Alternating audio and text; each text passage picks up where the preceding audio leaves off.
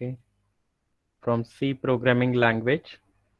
We already started our unit number 5, right? We already started our unit number 5. From unit number 5 function, this is total weightage for this unit is 14 marks from 70 marks paper. We covered first point, concept and need of function. Again, in practical number 13, library functions of math function, string handling function, miscellaneous function. This part is completed. Again, in first lecture, we created one user defined functions, right? So that point is also completed.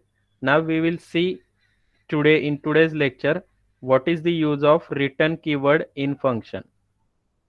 After understanding what is the use of return keyword, then it is easy to understand call by value, call by reference and recursive function. Okay, so we will see, and we will see scope of variable in today's lecture also. Okay, so return keyword, what is the use of return keyword. So first of all आपण एक programme करूया की त्याच्यामध्ये return कीवर्डचा use नसेल, आणि त्या प्रोग्रामला आपण काय करणार आहोत, बाय युजिंग रिटर्न कीवर्ड आपण त्या प्रोग्रामला कन्वर्ट करणार आहोत. सो माझा पहिला प्रोग्राम आहे function with no argument and no return value. असं फंक्शन आपण ऑलरेडी क्रिएट करून बघितलेलं आहे, तरी सुद्धा आपण स्टार्ट करूया. ओके, तर आपल्याला फंक्शन तयार करायचं आहे, त्याच्यामध्ये रिटर्न कीवर्ड नसणारे आणि त्याला आर्ग्युमेंट सुद्धा पास केलेल्या नसतील. सो आपण एक फंक्शन तयार करूया. याच्यामध्ये आपण काय करणार आहोत, ऍडिशन करणार आहोत 2 नंबरची. ओके, तर 2 नंबर आपण युजर कडून ऍक्सेप्ट करणार आणि त्यांची ऍडिशन करणार आहोत. Okay, so here I include my header files stdio.h. This is first type, first one. What? Function with no argument and return. Okay, what is the meaning of argument parameter? I will explain. So आपल्याला काय करायचं, एक function declare करायचं. तर function declare करताना कोणत्या गोष्टी आपण विचारात घेतो, एक तर फंक्शन पहिल्यांदा काय करावं लागतो, डिक्लेअर करावं लागतो, right. Function declaration, then second function definition, म्हणजेच त्याचं कोडिंग करावं लागतं आपल्याला, आणि थर्ड फंक्शन कॉल. या 3 स्टेप आपल्याला परफॉर्म कराव्या लागतात. सो मी माझा फंक्शन डिक्लेअर करतो इथे. त्याचा रिटर्न टाईप आपण मेन्शन करूया void add. ऍड नावाचं फंक्शन मी इथे डिक्लेअर केलेला आहे.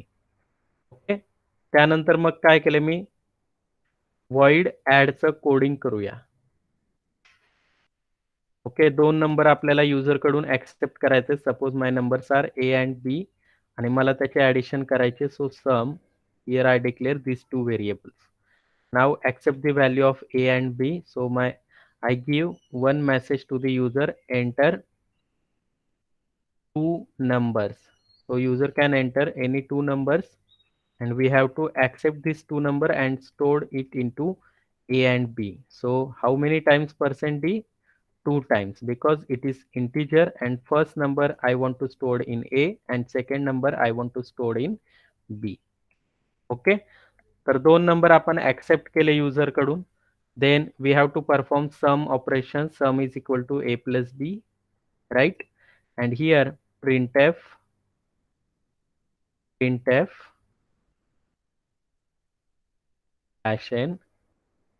addition is equal to %d comma sum.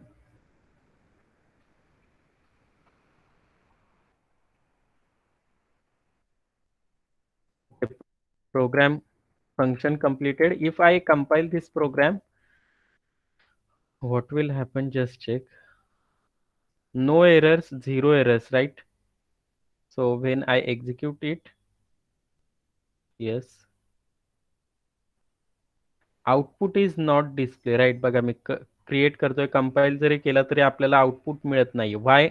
काय मिसिंग, काय राहिलेलं आहे अजून प्रोग्राम मध्ये ऍड करायचं आपल्याला? Function call. Okay, function call कुठून करणार आपण? त्याच्यासाठी कुठे डिक्लेअर करावं लागतो फंक्शन कॉल? आठवतंय का? या प्रोग्राम मध्ये काय नाहीये अजून? अजून एक फंक्शन नाहीये या प्रोग्राम मध्ये. कोणतं? ज्या फंक्शन पासून आपलं एक्झिक्युशन स्टार्ट होतं, कोणतं आहे ते फंक्शन? नाव काय? Function declaration. Yes, function declare केलेलं आहे मी. फंक्शन डेफिनेशन पण केलेलं आहे. माझा पॉइंट काय राहिलेला आहे? फंक्शन कॉल राहिलेला आहे. मग फंक्शन कॉल आपण कुठून करतो? त्याच्यासाठी एक फंक्शन ऍड करावं लागेल प्रोग्राम मध्ये.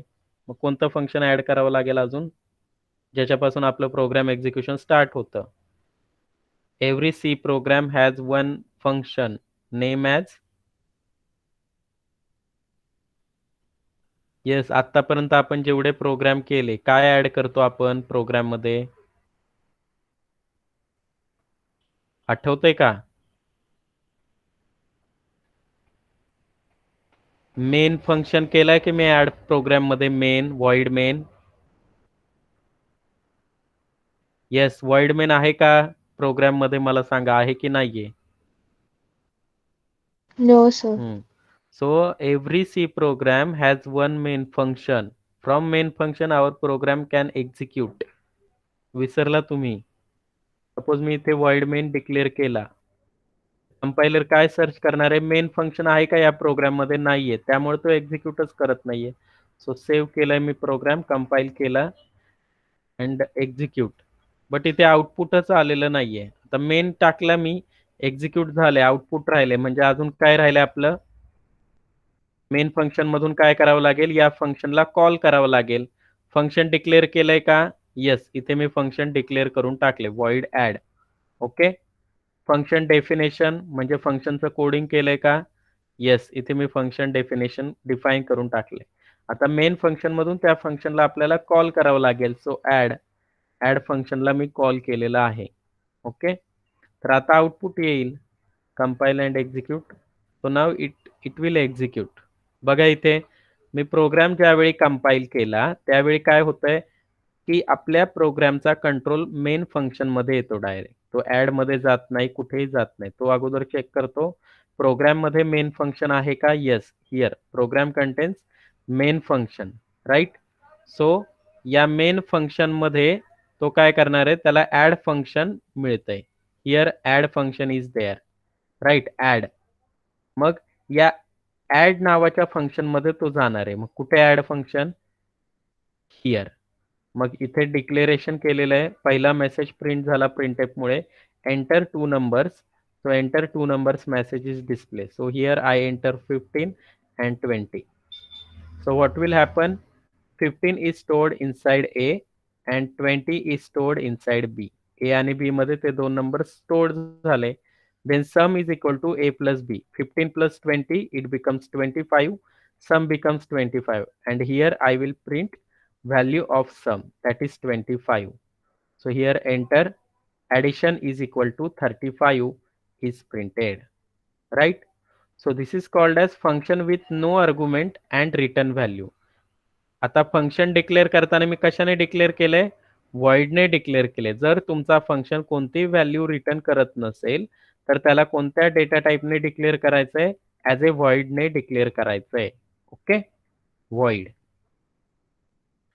तर हेच या पहिल्या प्रोग्राम मध्ये मेन्शन केलेलं आहे. हे बघा, right a program to accept two numbers, write a function add to display addition of entered number, write a function multiply for display multiplication of entered number.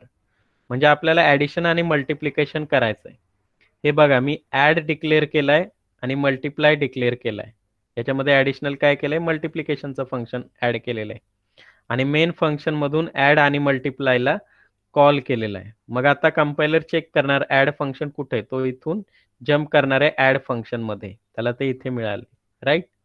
मग तो ABC डिक्लेअर करेल, हा message display होईल addition. ए आणि बी मध्ये दोन number stored होतील, C मध्ये ऍडिशन स्टोअर्ड होईल आणि हा प्रिंटएफ काय करेल? ऍडिशन प्रिंट करणार आहे. ओके. मग आता इथे एंड मिळाला, मग एंड मिळाल्यानंतर फंक्शन काय होणार आहे, परत जम्प करणार आहे ज्या पोझिशन पासून त्याला कॉल आलेला त्याच्या नेक्स्ट पोझिशनला, म्हणजे इथे मल्टिप्लायला, बरोबर. ऍड फंक्शन कडून तो कुठे जम्प केला, ऍड मध्ये. आता परत ऍड फंक्शनचा एंड मिळाला, again it is jump inside main function to the next statement. Add complete झाला, आता मल्टिप्लाय. देन नाव मल्टिप्लाय कडे तो जम्प करेल, multiply. So multiply is here, right? Multiply. So multiply function आता कॉल होणार आहे, राईट. मल्टिप्लाय फंक्शन कॉल होणार आहे. तर इथे नंबर डिक्लेअर केलेत पी क्यू आर, दोन नंबर घेतले. It is stored inside P and Q, and here multiplication is calculated, r is equal to p into q, and r is display here. Then again function ends, so it will again jump to the main function. Okay.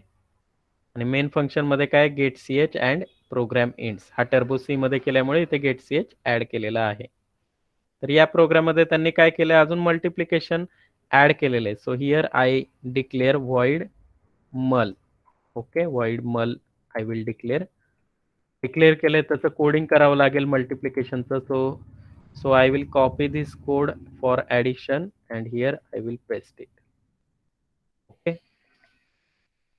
काय याचं नाव काय दिलंय, MUL multiplication. So here I change the value of variable P, Q, and here R. Okay.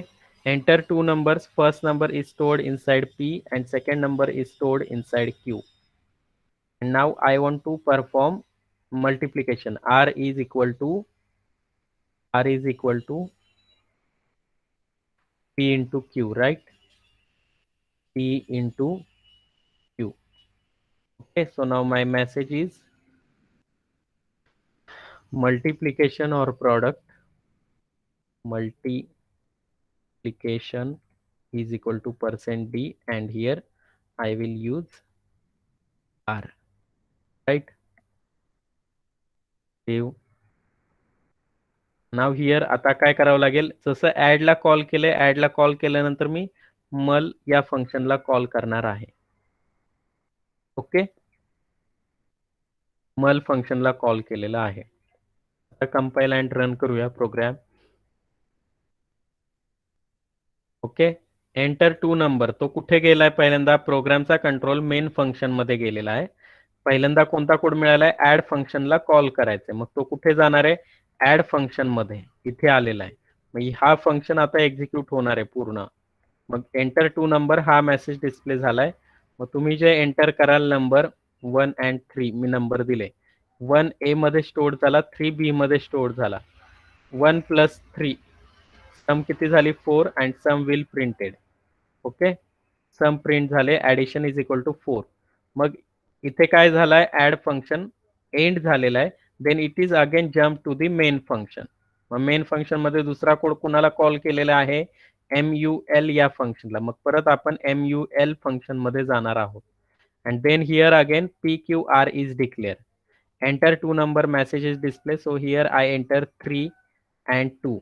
Okay, so P contains 3 and Q contains 2.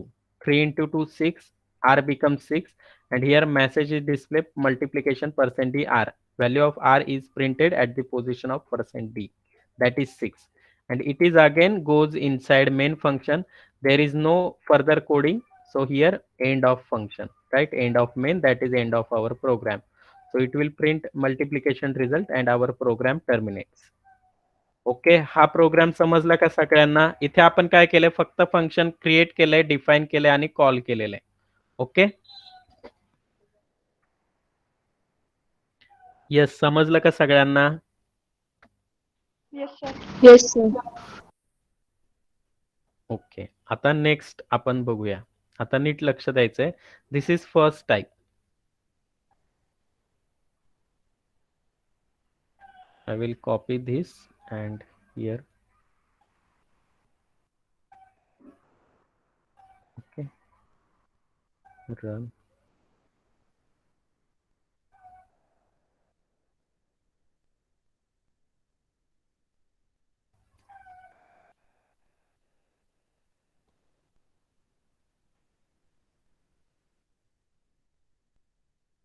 So this is the output. So नाव आता आपण याला change करणार आहोत.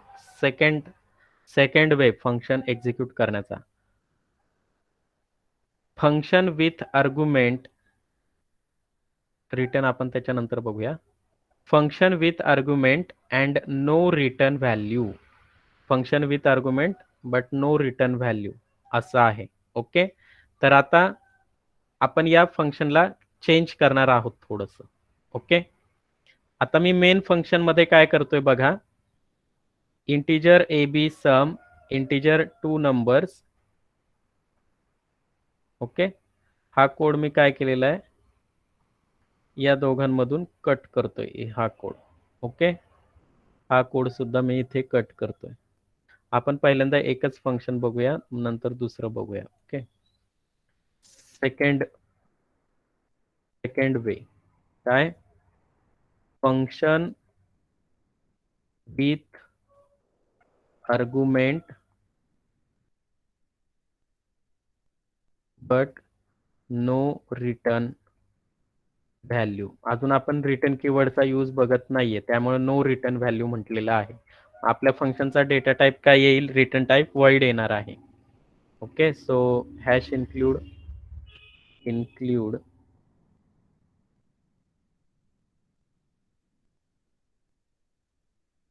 stdio.h. then here I declare one add function void add. नीट बघा काय करतोय. मी main function मध्ये दोन व्हेरिएबल डिक्लेअर केले, integer a, b, and here I given message printf enter two numbers. Okay, enter two numbers and I will store this number inside a and b. Okay, here I given this message like this inside main function. Okay, then here I call my add function with these two values a and b. आता मी काय करतोय बघा, ज्यावेळी मी add फंक्शनला call करतोय त्यावेळी मी या a आणि b च्या व्हॅल्यू सुद्धा त्याला पास करत आहे, a आणि b. इथे मी तसं केलेलं का प्रिव्हियस प्रोग्राम मध्ये, ऍड फंक्शनला कॉल केलंय without argument, right, without argument. आता मी काय करतोय, व्हॅल्यूज पास करत आहे ए आणि बी ला, राईट. मग याला म्हणतात आर्ग्युमेंट. इथे आपण व्हॅल्यू पास करतोय, फंक्शन विथ आर्ग्युमेंट, याला म्हणतात function with argument. Okay, arguments म्हणजे काय, व्हॅल्यू. ज्यावेळी मी फंक्शनला कॉल करत आहे त्याच वेळी मी त्याला दोन व्हॅल्यू पास केलेल्या आहेत. कुणाच्या व्हॅल्यू पास केलेल्या आहेत, ए आणि बी, जे युजरने दोन नंबर एंटर केले त्यांची व्हॅल्यू. मग आता मी ए ऍडचं कोडिंग लिहितो इथे की त्या दोन व्हॅल्यू त्याला ऍक्सेप्ट करायच्या आहेत. void add बघा, आता ज्यावेळी मी इथे डिक्लेअर केलंय ना, डिक्लेरेशन पण चुकलेलं आहे. डिक्लेरेशन मध्ये मला काय करावं लागेल, दोन नंबर डिक्लेअर करावे लागतील. इथे या प्रोग्राम मध्ये सुद्धा तसंच केलेलं आहे बघा. इथे पॉवर केलेली आहे आणि इंट दोन नंबर डिक्लेअर केलेले आहेत. मग आता मी किती व्हॅल्यू पास करतोय, येस, किती व्हॅल्यूज आहेत या, 2 आहेत, 3 आहेत, 10 आहेत. किती व्हॅल्यू आहेत, 2. There are 2 values, right. Data type of value is, कोणता डेटा टाईप आहे ए आणि बी चा, Integer. इंटिजर आहे. सो मी इथे फंक्शन डिक्लेअर करताना इथे सांगायला पाहिजे की हे ऍड फंक्शन कॉल झाल्यानंतर त्याला दोन व्हॅल्यूज पास होणार आहेत. मग त्यांचा डेटा टाईप काय, integer. So here I mention int comma int. Okay, declaration, function declare केले. पहिली स्टेप आपण काय केली, फंक्शन डिक्लेरेशन परफॉर्म केलेली आहे. फंक्शन परफॉर्म करताना या 3 स्टेप आपण करतो, function declaration, function definition and then function call. बरोबर, फंक्शन कॉल आपण मेन फंक्शन मधून करतो किंवा दुसऱ्या एखाद्या फंक्शन मधून करतो. आता फंक्शन डेफिनेशन करायची आपल्याला, बरोबर. मग आता हे ए आणि बी काय आहे, दोन व्हेरिएबल आहेत, ते इथे आले येतील ज्यावेळी ऍड फंक्शनला मी कॉल करेल त्यावेळी. आता मला ऍड फंक्शनचं इथे कोडिंग करायचंय. ओके, मग मी ऍड फंक्शनला कॉल केलंय विथ 2 व्हॅल्यूज ए आणि बी. मग इथे ऍड फंक्शनला कॉल होईल, पण इथे काय पॅरामीटरच नाहीयेत की त्या दोन व्हॅल्यूज इथे येतील, मग इथे परत स्टोअर करण्यासाठी आपल्याला दोन व्हेरिएबल लागतील. येते लक्षात? ज्यावेळी या ऍड फंक्शनला मी कॉल करतोय, किती व्हॅल्यू पास करतोय? 2. मग त्या इथे कॅच झाल्या पाहिजेत, राईट? त्या अशा सोडून चालणार नाही. मग इथे पण मला दोन व्हेरिएबल डिक्लेअर करावे लागतील, ज्यांचा डेटा टाईप या AB च्या डेटा टाईप सारखाच असेल. AB चा डेटा टाईप काय आहे? इंटिजर. सो मी दोन वेगळे व्हेरिएबल इथे डिक्लेअर करतो, integer P, integer Q. Okay? आता लक्षात घ्या, ज्या वेळेस ऍड फंक्शन कॉल होणार आहे, A आणि B व्हॅल्यू पास होतील, थ्रो होतील. So A is catch in B, P and B is catch in Q. Means what? A ची जी व्हॅल्यू असेल ती P मध्ये कॉपी होईल, B व्हेरिएबलची जी व्हॅल्यू असेल ती Q या व्हेरिएबल मध्ये कॉपी होईल. म्हणजे A मध्ये 10 असेल तर कॉल झाल्यानंतर P सुद्धा 10 होईल. B मध्ये 20 असेल तर कॉल झाल्यानंतर Q मध्ये सुद्धा 20 होईल. म्हणजे इथे जसा सिक्वेन्स आहे त्या सिक्वेन्सच्या फॉर्म मध्ये इथे व्हॅल्यूज कॉपी होत आहेत. नाव P मध्ये आता A ची व्हॅल्यू आहे, Q मध्ये B ची व्हॅल्यू आहे आणि आपल्याला ऍडिशन करायची. तर इथे मी डिक्लेअर केला एक व्हेरिएबल इंटिजर सम. ओके, आणि मी इथे प्रिंटएफ करणार आहे, printf slash N addition is equal to %d, sum. Okay, आता बघा, सेव्ह केला मी program, compile and execute. Enter 2 numbers, message is display, right? बघा, आता मेन फंक्शन पासून आपल्या प्रोग्रामचं एक्झिक्युशन ऑलवेज स्टार्ट होतं. ओके, मेन फंक्शन मध्ये काय आहे? इंटिजर AB, दोन व्हेरिएबल डिक्लेअर केलेत. एंटर 2 नंबर पहिला मेसेज डिस्प्ले झाला इथे, तर मी दोन नंबर एंटर केले, 14 अँड 19. सो 14 कुठे स्टोअर होणार आहे? A मध्ये, आणि 19 कुठे स्टोअर होणार आहे? B मध्ये. नंतर काय कोड आहे? ऍड फंक्शनला कॉल करा विथ हॅव्हिंग 2 आर्ग्युमेंट्स. ज्यावेळी आपण व्हॅल्यू पास करतो त्याला म्हणतात आर्ग्युमेंट, आणि ज्यावेळी इथे व्हॅल्यू कॅच केलेल्या आहेत या व्हेरिएबल मध्ये याला म्हणतात पॅरामीटर. ओके, तर याला म्हणतात P आणि Q. काय आहेत? P अँड Q हे आपले पॅरामीटर आहेत, पॅरामीटर्स. ह्या दोन कन्सेप्ट खूप जण इथे मिस्टेक करतात. ज्यावेळी फंक्शन कॉल केल्यानंतर व्हॅल्यू पास होतात त्याला म्हणतात आर्ग्युमेंट्स. म्हणजे A आणि B आर्ग्युमेंट्स आहेत, मग ते कॅच करायचे, ते इथे कॉपी होणार आहेत फंक्शन कॉल झाल्यानंतर P मध्ये. सो P आणि Q आपल्यासाठी पॅरामीटर आहेत ऍड फंक्शन साठी, आणि A आणि B काय आहेत? आर्ग्युमेंट्स आहेत. हे कायम लक्षात ठेवा, P and Q here parameters. So 14 and 19 stored inside A and B, and here I call add function with two values A and B. What is the value of A? 14, and what is the value of B? 19. So इथे call झाल्यानंतर काय झालंय? Internally add 14, 19 हे execute झालं. हे आपण लिहिलेलं नाहीये, बट अशा दोन व्हॅल्यू इकडे थ्रो झालेल्या आहेत P आणि Q च्या. मग आता P आणि Q मध्ये कोणत्या व्हॅल्यू स्टोअर होतील? काय होईल P ची व्हॅल्यू? यस, कोण सांगते? What is the value of P? 14. Right, पहिली व्हॅल्यू आपण जी 14 पास केलेली आहे ती A मध्ये स्टोअर्ड आहे. मग इथे पहिला व्हेरिएबल काय? P. मग P ची व्हॅल्यू 14 असणार आहे, आणि Q ची व्हॅल्यू काय असणार आहे? Value of Q 19. 19 असणार आहे, बरोबर. मग then here integer sum variable declare केलाय. आता इथे आपण कोडिंगच केले नाही, सम मध्ये काय व्हॅल्यू करायची आहे आपलं ते राहून गेले, बरोबर. तर इथे आपल्याला काय करावं लागेल? Sum is equal to P plus Q. So sum is calculated, right? Compile and execute. Compile and execute. So sum चा हे कोड आपल्याला राहिलेला, म्हणून मी केलाय परत. So 14 and 19. So sum is declare. P ची व्हॅल्यू किती आहे? 14. Q ची व्हॅल्यू किती आहे? 19. 14 plus 19, sum becomes 33. And here I printed value of sum, that is 33. इथे लक्षात,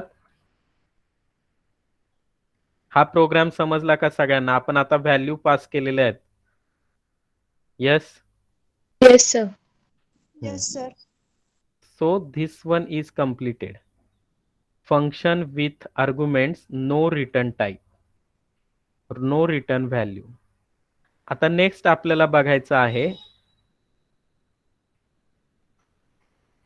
function with argument and return value आणि दुसरा एक बघायचा आहे function with argument and return value. Okay, हे दोन राहिलेले आहेत. Return value and function with argument, function with no argument and return value. आता हा बघूया function with argument but and return value. Function with no argument म्हटले म्हणजे आता आपल्याला व्हॅल्यू पास करायच्या नाही आहेत. ओके, तर आपल्याला काय करायचं आहे त्या व्हॅल्यू तिथे आपण काय करणार आहे रिटर्न करणार आहोत. आता बघा या फंक्शन मध्ये मी चेंजेस करणार आहे control A control C and here I will paste it. Right and output is this.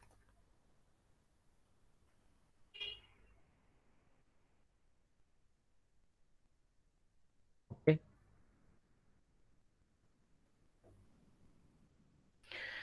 Then now next. आता नेक्स्ट थर्ड वे बघणार आहे function with no argument but return value. हे बघायचंय म्हणजे आता आपल्याला फंक्शनला व्हॅल्यूज पास कराव्या लागणार नाहीत नो आर्ग्युमेंट म्हटले. राईट, सो मी हे काढून टाकतोय. आता आपण रिटर्न कीवर्डचा यूज बघणार आहोत. रिटर्न कीवर्डचा यूज पाहणार आहोत.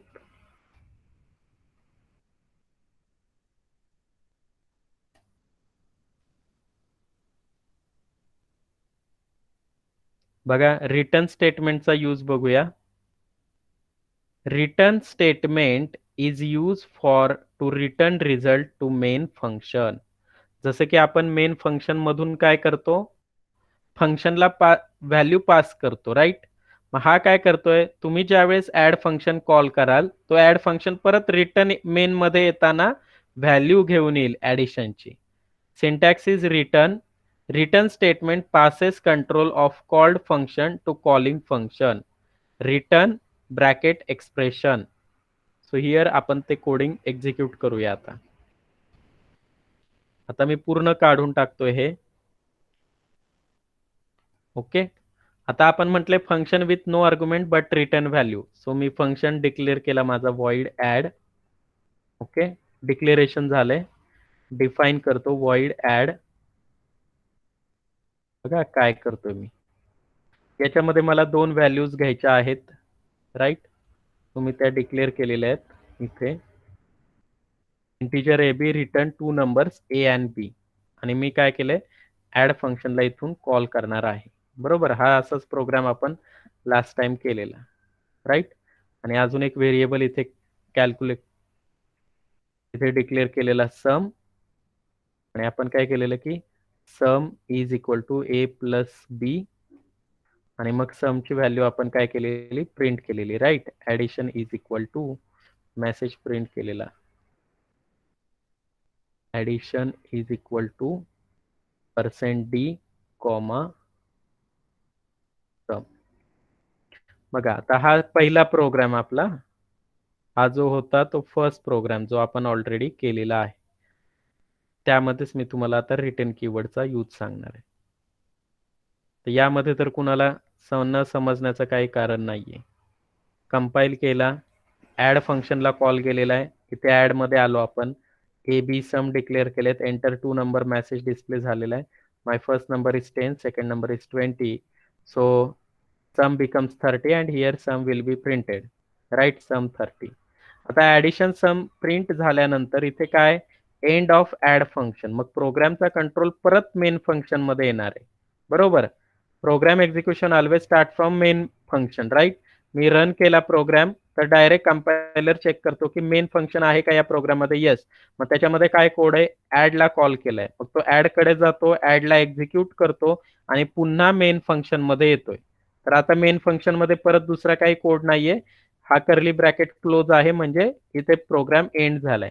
म्हणजे दोन गोष्टी होतात, एक तर मेन फंक्शन मधून ज्या फंक्शनला कॉल केलंय तिकडे जम्प करतो आपण आणि परत रिटर्न मेन फंक्शन मध्ये येतो. या दोन गोष्टी लक्षात ठेव, परत रिटर्न आपण मेन फंक्शन मध्ये येत आहोत, राईट. मग आता ज्या वेळेस आपण परत रिटर्न येणार आहोत मेन फंक्शन मधून, त्याच वेळी मी ही समची जी 30 व्हॅल्यू आहे ती घेऊन येणार फंक्शन थ्रू. मग त्याच्यासाठी रिटर्न कीवर्डचा यूज होतो. आता या प्रोग्रामला मी कन्वर्ट करत आहे बघा. ओके, सम पण मी इथून काढून टाकतो. नीट बघा काय करतोय. ओके, इथून काढून टाकलं आणि मी इथे यूज केलाय keyword return. Return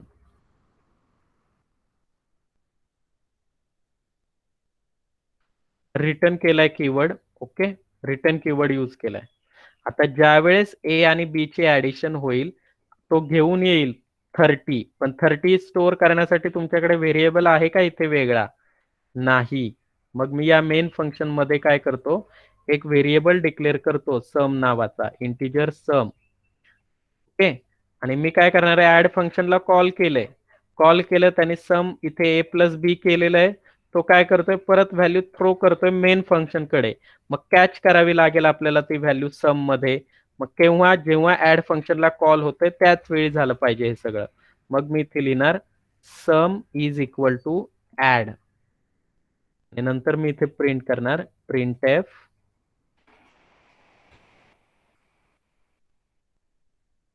some is equal to %d comma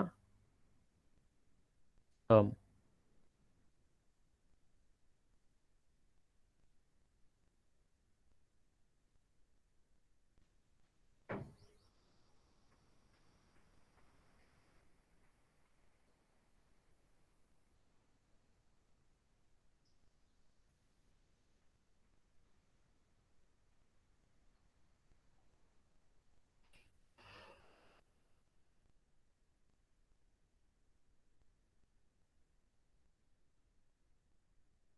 okay, इथे रिटर्न व्हॅल्यू केलेली आहे. आता डेव्हसी मध्ये ब्रॅकेट दिलं नाही तरी चालतं. ओके,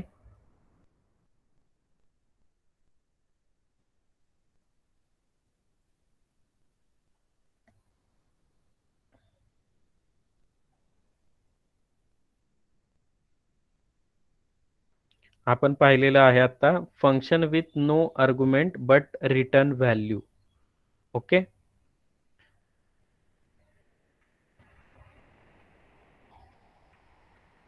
तर ती जी व्हॅल्यू आहे ती सम मध्ये येणार आहे, राईट, सम या व्हेरिएबल मध्ये.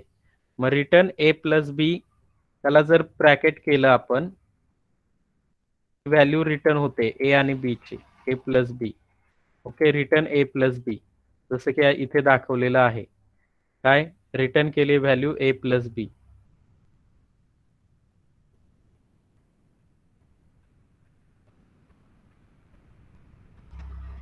Okay, and execute. काय झालेलं आहे प्रॉब्लेम, इंटिजर सम.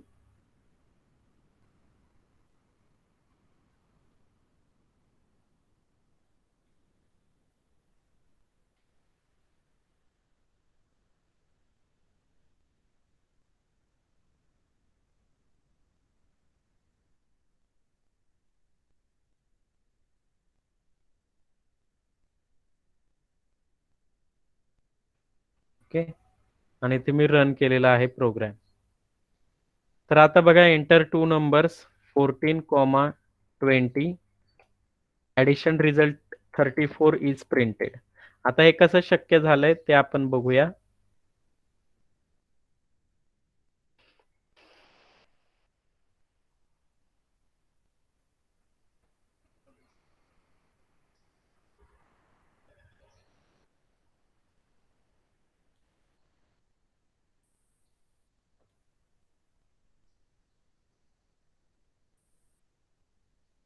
ओके,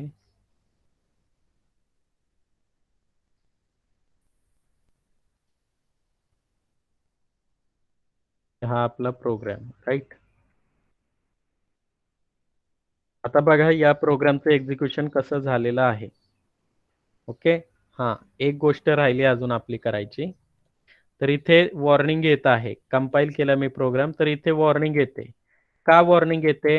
आता बघा इथून रिटर्न काय होतंय, a प्लस बी हा रिझल्ट म्हणजे 30, म्हणजे हे फंक्शन इंटिजर व्हॅल्यू रिटर्न करतोय. मग या फंक्शनला डिक्लेअर करताना काय करायचंय, इंटिजरने डिक्लेअर करायचंय. याला सुद्धा डिक्लेअर करताना काय करायचंय, इंटिजरने डिक्लेअर करायचं आहे. हे आपलं मिस झालं. सो कंपाईल झाला आता successfully. Enter 2 numbers. Previous warning येत होती 15 sum is 30, right? So here function with no argument. आता बघा काय केलेलं आहे या प्रोग्राम मध्ये. तर सर्वात आधी आपण एक्झिक्युशन समजून घेऊया आणि मग त्याचा रिटर्न टाइप इंट का केलाय ते समजेल. ओके, तर काय झालेलं आहे बघा. पहिल्यांदा मी फंक्शन इथे डिक्लेअर केला, याला म्हणतात फंक्शन डिक्लेरेशन, राईट? या पोझिशनला म्हणतात काय, फंक्शन डेफिनेशन, आणि याला म्हणतात फंक्शन कॉल. या गोष्टी आहेत, 3 गोष्टी आपण फॉलो केलेल्या आहेत फंक्शनसाठी. ओके, आता आपण काय केलेलं आहे बघा. आता मी इथे डिक्लेअर केलाय, वर्ड मेन पासून आपल्या प्रोग्रामचं एक्झिक्युशन स्टार्ट होणार आहे. सम व्हेरिएबल डिक्लेअर केलाय, तर मेमरीमध्ये एक व्हेरिएबल डिक्लेअर होईल, name as sum. Okay, sum is equal to add फंक्शनला कॉल केले, इथे ॲड फंक्शनला कॉल केलेलं आहे या पोझिशनला. मग या कोडिंगचं मिनिंग काय, की ॲड फंक्शनला कॉल करा आणि कॉल केल्यानंतर ते फंक्शन एक्झिक्यूट होईल आणि एक्झिक्यूट झाल्यानंतर जी व्हॅल्यू तो थ्रो करेल ती या सम मध्ये कॉपी करा. ओके, रिटर्न करेल ती व्हॅल्यू सम मध्ये स्टोअर करायची परत. मग आता इथून तुमच्या प्रोग्रामचा कंट्रोल जाणार आहे ऍड फंक्शन कडे. मग ऍड फंक्शन कुठे आहे, इथे या फंक्शन मध्ये आलेलो आहोत आपण. मग ए आणि बी डिक्लेअर केलेत, सो मेमरीमध्ये ए डिक्लेअर झालाय, बी डिक्लेअर झालाय, राईट?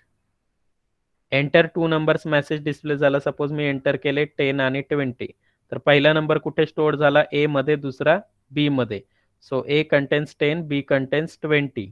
ओके, आता इथे रिटर्न कीवर्डचा यूज केलाय, रिटर्न ए प्लस बी.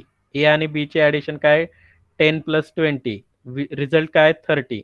आता ही जी 30 व्हॅल्यू आहे ना, ती हा रिटर्न कीवर्ड काय करणार आहे, थ्रो करणारे ज्या पोझिशन पासून या फंक्शनला कॉल आला होता तिथे. आणि तिथे कोण आहे, व्हेरिएबल कॅच करण्यासाठी सम, बरोबर? मग या सम मध्ये 30 स्टोर्ड होतील. Okay, now your sum becomes 30, right? मग आता इथून रिटर्न होणारी व्हॅल्यू कशी आहे, इंटिजर आहे, बरोबर? जर फंक्शन मधून व्हॅल्यू रिटर्न होत असेल तर त्या फंक्शनचा डेटा टाइप सुद्धा रिटर्न होणाऱ्या व्हॅल्यू सारखाच असायला पाहिजे, इंटिजर. त्यासाठी फंक्शनला डिक्लेअर केले ऍज अ इंटिजर म्हणून. कळालं का प्रोग्राम? Yes, sir. ओके, तर त्यासाठी त्याला इंटिजर म्हणून डिक्लेअर केलेलं आहे इथे. सपोज आता मी फ्लोट व्हॅल्यू घेतल्या, आता बघा फ्लोट ए बी, मग काय येणार आहे पर्सेंटीच्या जागी, %f. %f. ए आणि बी मध्ये फ्लोट व्हॅल्यू स्टोअर झाल्या. सम पण कसा डिक्लेअर करावा लागेल, फ्लोट, कारण 2 व्हॅल्यू फ्लोट येणार आहेत. मग इथे काय %f. आता बघा सेव्ह केला मी प्रोग्राम, कंपाईल करतोय. 4.5 3.2 रिझल्ट काय येतोय बघा, 7 आलाय. काय राहिलंय आपलं, कुठे फ्लोट करायचं राहिलंय, Function declaration. फंक्शन इथे राहिलं ना फ्लोट करायचं. मग तो काय करतोय, फक्त या इंटिजर पार्टचीच ऍडिशन करत आहे 7. या फ्लोट पार्टची ऍडिशन करतोय का, no.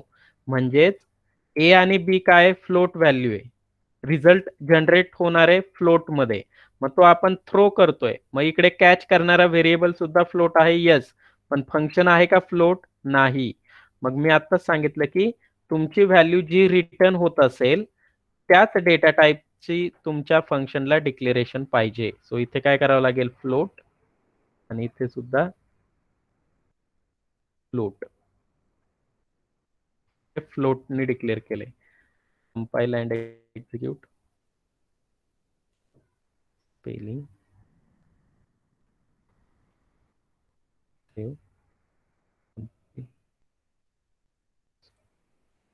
compile and execute. Okay, enter two number 3.1, enter second number 2.3, आले 5.4 व्हॅल्यू. येस, आता आपलं करेक्ट आहे. समजलं, जी व्हॅल्यू रिटर्न होत असेल त्याच व्हॅल्यूने तुमचं फंक्शन डिक्लेअर पाहिजे. So this is function with no argument but return value. आता नेक्स्ट बघायचं आपल्याला with return value and with argument also. Okay, त्याचं आउटपुट घेऊया.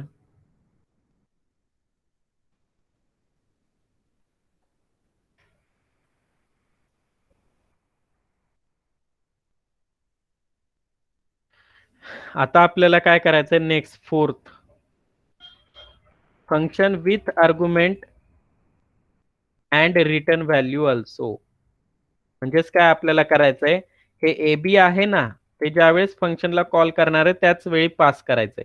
म्हणजे हा पार्ट कुठे येईल आपला, इथे मेन फंक्शन मध्येच येईल, बरोबर.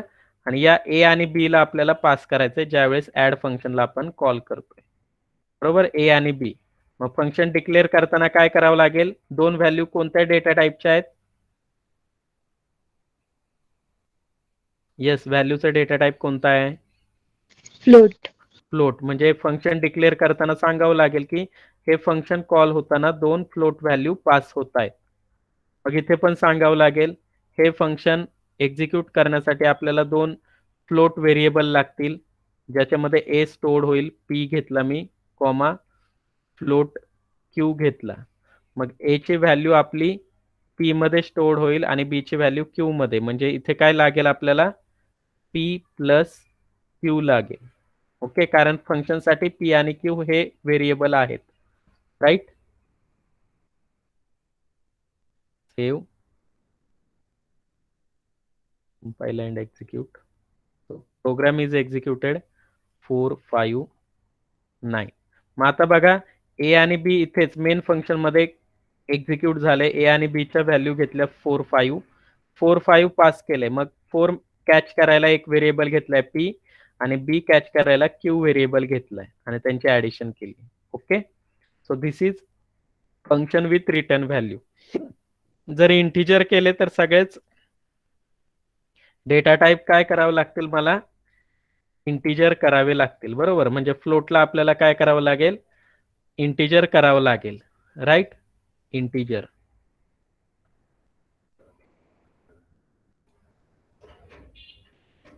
तर सगळ्यांना मी इंटिजर केलेलं आहे. ओके, इंटिजर केले. तसंच मग काय, पर्सेंट डी ला आपल्याला काय करावं लागेल, पर्सेंट एफ करावं लागेल. सो मी त्यांना रिप्लेस करतो. सॉरी, पर्सेंट एफ ला आपल्याला काय करावं लागेल, फ्लोटच्या फॉर्मॅट स्पेसिफायरला पर्सेंट डी करावं लागेल, राईट. ओके, हे झालं. आता हा इंटिजर व्हॅल्यू ऍक्सेप्ट करेल, right. Save, compile and execute. फक्त डेटा टाईप बदललाय, बाकी काय केलंय का, नो. 4 and 6, तो सम इज 10. मग बघा इथे ए आणि बी ची व्हॅल्यू 4 and 6 झाली. 4 and 6 व्हॅल्यू मी इथे दिलेली आहे, ती कुठे कॉपी झाली, पी मध्ये 4, क्यू मध्ये 6. 4 आणि 6 ची ऍडिशन झाली. रिटर्न कीवर्डने काय झालंय, प्रो झाली व्हॅल्यू, जिथून फंक्शनला कॉल आलेला त्या पोझिशनला. मग या पोझिशन पासून कॉल आलेला आहे, व्हॅल्यू कुठे स्टोअर्ड होणार आहे, असाइनमेंट ऑपरेटर आहे. इथे इक्वल टू लिहिले ना, हा असाइनमेंट ऑपरेटर, तो काय सांगणार, इथे ज्या फंक्शनला कॉल करून जी व्हॅल्यू रिटर्न झालेली आहे ती कुठे स्टोअर्ड करा, या सम व्हेरिएबल मध्ये. So sum is printed here. So sum is printed 10, right. So sum is printed 10. So this is called as function with argument and return value. कळाला का प्रोग्राम हा. तर 4 टाईप बघितले. याची प्रॅक्टिस पाहिजे, प्रॅक्टिस असेल तर ते परत नीट समजेल. असं लेक्चरमध्ये तेवढ्या वेळापुरतं समजलं म्हणजे कायमस्वरूपी समजतंय असं नाहीये. यस, समजले का चारही पार्ट? पहिला बघा आपण काय केलंय, function with no argument and return value and function with no argument and no return value, right? No return value म्हणजे तो व्हॅल्यू पण रिटर्न करत नाही, त्याला आर्ग्युमेंट पण पास केलेले नाहीयेत. मग बघा, सिंपल फंक्शन आपण डिक्लेअर केले, त्यांची डेफिनेशन लिहिली आणि मेन फंक्शन मधून कॉल केले. मग त्याला व्हॅल्यू पण पास केलेले नाहीयेत म्हणजे नो आर्ग्युमेंट, आणि व्हॅल्यू सुद्धा रिटर्न होत नाहीये, रिटर्न कीवर्ड नाहीये कोणत्याच फंक्शन मध्ये म्हणजे नो रिटर्न व्हॅल्यू. हा झाला पहिला टाईप. सेकंड टाईप मध्ये काय बघितलं, function with argument but no return value. म्हणजेच काय, फंक्शनला कॉल करताना दोन आर्ग्युमेंट मी पास केले ए आणि बी, ते कॅच केलेत पी आणि क्यू मध्ये, आणि इथेच ते समचा रिझल्ट प्रिंट करत आहेत त्यांच्या फंक्शन बॉडीमध्ये. ते थ्रो करतायत का by using return keyword? No. That's why no return value, but argument आहेत. मग थर्ड टाईप बघितला, function with no argument but return value. म्हणजे काय, फंक्शन कॉल करताना आर्ग्युमेंट पास केलेत का? नो. मग या फंक्शन मध्येच कोडिंग केले, दोन नंबर घेतले, त्यांची ऍडिशन केली आणि रिटर्न कीवर्डचा यूज केलाय आणि परत फंक्शन रिटर्न करतोय व्हॅल्यू आणि सम मध्ये ती कॅच केलेली आहे. हा झाला तिसरा. आणि चौथा काय, आर्ग्युमेंट पण आहेत आणि रिटर्न व्हॅल्यू पण आहे. सो बघा, आर्ग्युमेंट आपण पास केले ए आणि बी, राईट? पी आणि क्यू मध्ये स्टोअर झाले, पी आणि क्यू ची ऍडिशन झाली आणि त्यांनी थ्रो केली ती व्हॅल्यू आणि परत इथे कॅच केली सम मध्ये, मग त्याची व्हॅल्यू प्रिंट झालेली. तर हे चार आपण आज पाहिलेले आहेत. ओके,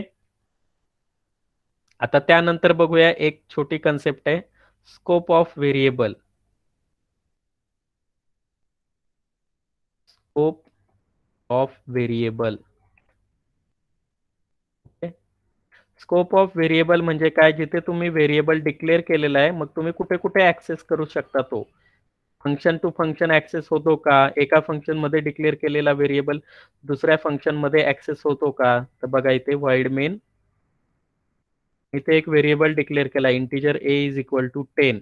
ओके, आणि इथे प्रिंट करतोय प्रिंट एफ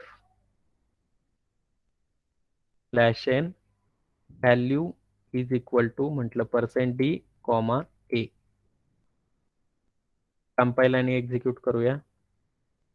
सो एक्झिक्यूट झालाय, म्हणजे सेम फंक्शन मध्ये डिक्लेअर केलेला असेल व्हेरिएबल, तो एक्झिक्यूट होतोय, तो ऍक्सेस होतोय. बरोबर. आता बघा याच्यामध्ये मी चेंजेस करतो. मी एक फंक्शन डिक्लेअर केलं, सपोज void डिस्प्ले नावाचं, डिस्प्ले, आणि त्याच्यामध्ये आता मी काय करणार आहे, तर कोडिंग करणार आहे. डिक्लेअर करूया फंक्शन डिस्प्ले, त्याच्यामध्ये मी काय करतोय, प्रिंट एफ लिहितोय हे, आणि त्या फंक्शनला कॉल करूया. म्हणजे काय होईल, तो फंक्शन एक्झिक्यूट होईल. आता बघा, ए डिक्लेअर कुठे केलाय मी, मेन फंक्शन मध्ये, म्हणजे वेगळ्या फंक्शन मध्ये डिक्लेअर आहे, आणि प्रिंट कुठे करतोय, म्हणजे त्याला ऍक्सेस कुठे करतोय, डिस्प्ले फंक्शन मध्ये. म्हणजे इथे दोन गोष्टी आहेत. कोणत्या? ए डिक्लेअर कुठे आहे, डिक्लेअर इन अनादर फंक्शन, राईट? म्हणजेच मेन फंक्शन मध्ये आहे, ते वेगळं फंक्शन आहे. आणि ऍक्सेस कुठे करतोय आपण, ऍक्सेस कुठे करतोय त्याला, अनादर फंक्शन मध्ये, म्हणजे डिस्प्ले फंक्शन मध्ये आपण त्याला ऍक्सेस करतोय.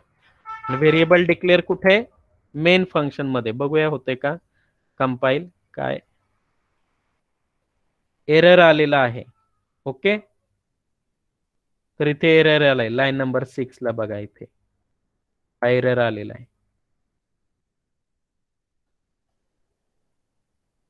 Lane number done parsing. तर इथे तुम्ही ऍक्सेस करू शकत नाही हा व्हेरिएबल, एरर आलेला आहे. तर त्याच फंक्शन मध्ये तो व्हेरिएबल ऍक्सेस होईल, म्हणजे या फंक्शन पुरताच ए लिमिटेड आहे, इकडे ऍक्सेस होणार नाही. मी इकडे दुसरा एक व्हेरिएबल डिक्लेअर करतो. ओके,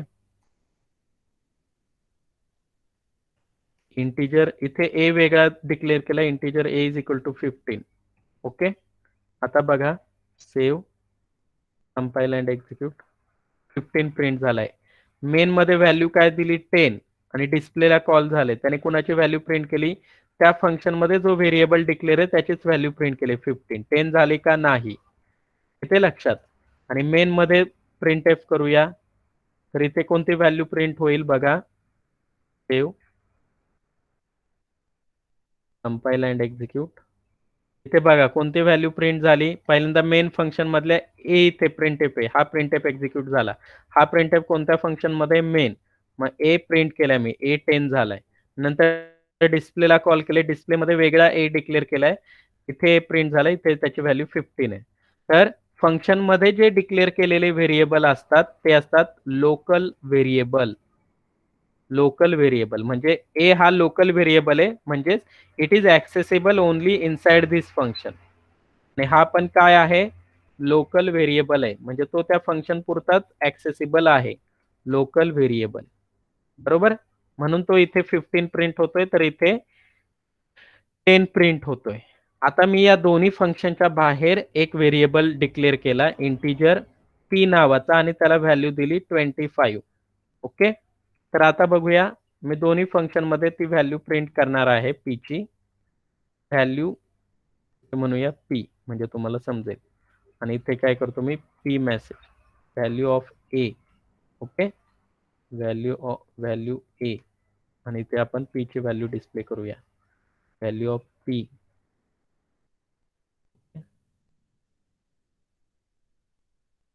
आता सेव्ह करूया, सेव्ह, कंपाईल अँड एक्झिक्यूट. बघा आता पी मी कोणत्याही फंक्शन मध्ये डिक्लेअर केलेलं नाही ना, डिस्प्ले मध्ये तो डिक्लेअर केलाय, मेन मध्ये डिक्लेअर केलाय, कुठे केलाय, बाहेर केलाय. तर दोघेही सेम व्हॅल्यू प्रिंट करताय. डिस्प्ले पण पी ची व्हॅल्यू 25 प्रिंट करतोय, आणि मेन फंक्शन पण पी ची व्हॅल्यू 25 प्रिंट करतोय. म्हणजे हा कुठे डिक्लेअर आहे, आउटसाइड ऑफ फंक्शन, राईट. फंक्शनच्या इनसाइड डिक्लेअर केलाय का, outside, outside of function declare केलेला आहे. म्हणजेच हा, याला म्हणतो आपण global variable. Global variable, right. Global variable, global variable म्हणजेच काय, तुमचं कॉलेज आहे, college is a global variable, and local variable means what, computer department, right. तुम्ही कॉलेजमध्ये कॉलेजचे प्रिमायसेस ऍक्सेस करू शकता, अँड प्लस तुम्ही कम्प्युटर डिपार्टमेंटचे प्रिमायसेस ऍक्सेस करू शकता. तेच मेकॅनिकलचे करू शकतील का, नो, त्यांना त्यांचं डिपार्टमेंट आहे. सो कम्प्युटर इंजिनिअरिंग साठी तुम्ही लोकल व्हेरिएबल आहे, आणि कॉलेज साठी तुम्ही, कॉलेज तुमच्यासाठी ग्लोबल व्हेरिएबल आहे. येते लक्षात. सो सेम हिअर, हा व्हेरिएबल फंक्शनच्या आउटसाइड डिक्लेअर केला असेल, जर कोणताही व्हेरिएबल फंक्शनच्या आउटसाइड असेल तर त्याला ग्लोबल व्हेरिएबल म्हणतात, आणि तो फंक्शन मध्ये ऍक्सेस होतो, सगळ्या फंक्शन मध्ये ऍक्सेस होऊ शकतो.